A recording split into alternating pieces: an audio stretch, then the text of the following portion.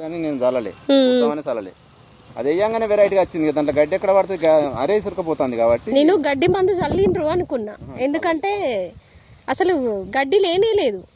చల్లలే, నేను కలుపు తీయలే. ఒక మళ్ళీ ఉన్నది మీద మళ్ళీ మా వాళ్ళని ఒక రెండు రమ్మని పీకు అందామని అంటున్నా. దాంట్లో ఎందుకంటే మా వాళ్ళ దాంట్లో ఇత్తనం అన్నది ఆ నీళ్ళతో వచ్చింది, మడి వరకు వచ్చింది గడ్డి. ఇలా పోస కూడా లేదు, ఎల్ల పోస లేదు, ఇక గడ్డి పడదు. ఇక గంట మందు అవి ఏం కూడా చల్లలే మీరు? చల్లలే, దీని మీద నమ్మకం మీద ఉన్నట్లేనా, మీరు ఇచ్చిన మందులో నమ్మకం మీద ఉన్నా. చల్లుంటే అని అన్నారు కదా, చల్లకనే చూస్తా. మీరు ఎందుకంటే భూమి అలవాటు పడి ఉన్నది, చల్లాలే, చల్లితే మంచిది కదా అని అంటే నేను చల్లకనే చూస్తా. మరి భూమి అలవాటు పడ్డదంటే కొంచెం కొంచెం చల్లవనంటే కొంచెం కొంచెం చల్లుతా, బాగా చల్లనని.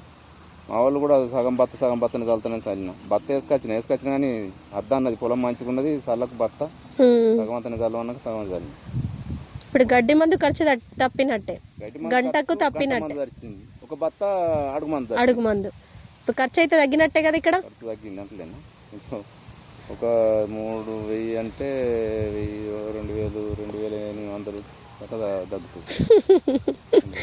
మేము అదే కొంచెం మేము అందివ్వడంలో లేట్ అయినా కూడా మా మీద భరోసాతోని వెనుకైనా ముందైనా ఓపికతో ఉండండి అంటున్నాం.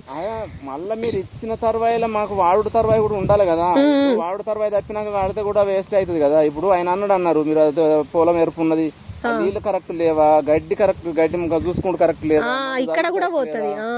ఆయనకి ఎందుకంటే వాడు ఎవరినో పోమ్మంటే వాడు ఎక్కడ చల్తాడో వీడు ఎక్కడ చల్తాడో, చేసేటోడు కాదు చూసేటోడు కాదు, గసంటోళ్ళు పేలు చేస్తారు. మనం ఎందుకంటే వ్యవసాయం చేసినామంటే ఇప్పుడు మనం మందు చల్లుకున్నామంటే మొత్తం ఒక లెవెల్ వస్తుంది. మందు చల్లుకున్నప్పటికైనా ఒక లెవెల్ గా చల్లుకుంటాం. మన వ్యవసాయదారి పని వేరే ఉంటది.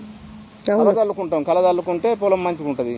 దేనికైనా కానీ వేపించుకున్నా ఏది చేసినా కానీ అది విత్తనాలు మళ్ళీ గడ్డి కలుపు అన్ని చూసుకుంటేనే విత్తనాలు కూడా మంచి విత్తనాలు పొలాలు కూడా.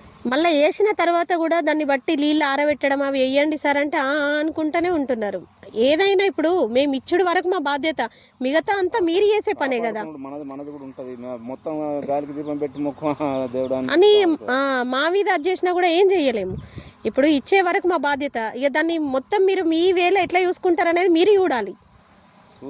మేము చూసుకుంటూనే నడుస్తుంది. కానీ నాకేంది అంటే ఇంకొకడనన్నా పెట్టకుండా పోతుంది అన్నట్టు అనిపించింది. కానీ ఇంకొక ఎకరం పెడితే మంచిగా కదా అన్నది. అంటే కొత్తగా కదా అని కొంచెం కొత్తగా కదా చూడండి ఎట్లా పెడదాము, అది పంట తర్వాత చూడాలి అని ఎట్లా వస్తుంది అన్న చూసినాక పెడదాము.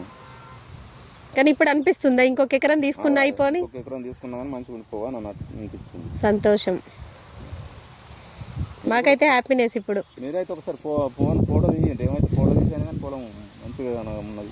అదే తీసి పంపింది ఇదే, నేను గాడ నిలబడి